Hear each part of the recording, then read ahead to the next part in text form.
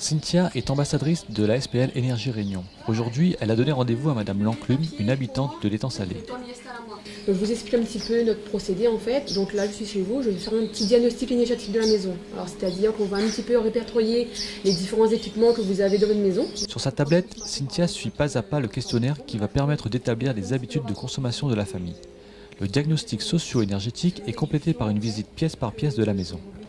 Objectif : repérer toutes les sources de consommation énergétique. Là, je vois que vous avez donc le congélateur. Vous voyez, ça commence aussi à avoir du givre à l'intérieur. D'accord. Il faut savoir que 4 cm de givre, l'appareil consomme 2 fois plus. Donc je vais essayer donc, le test de la feuille. Donc on met une feuille de papier, on referme. Et si elle sort, donc vous voyez, ça veut dire qu'il y a un gros problème d'étanchéité.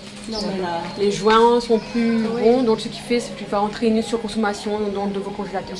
La visite se poursuit dans le salon avec l'analyse des appareils électroménagers. Cynthia repère immédiatement les sources de consommation. Ça c'est le décodeur TNT, c'est ça? Alors, là, il va que en veille. Tout le temps, il reste en veille comme ça? Oui, comme ça. D'accord. Donc là, il faut éviter ces veilles, parce qu'il consomme toujours l'électricité en veille. Donc il peut conseiller à aussi de débrancher ou d'utiliser en fait les multiprises avec l'interrupteur. En fin de visite, l'ambassadrice de l'énergie remet à la famille des lampes basse consommation et une douchette pour optimiser la consommation d'eau. Elle finalise son diagnostic sur sa tablette et transmet son bilan à la SPL. Une deuxième équipe se charge alors du traitement du dossier.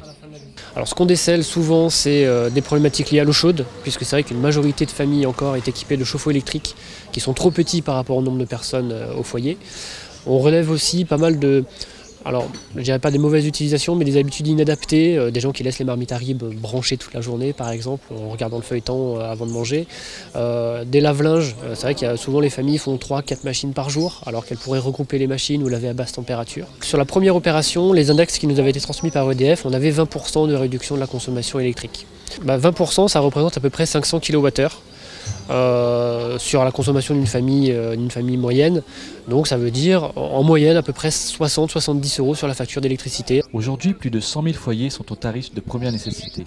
À travers le dispositif SLIM, le service local d'intervention pour la maîtrise de l'énergie, la SPL Énergie Réunion, la région et EDF œuvrent conjointement pour réduire cette précarité énergétique.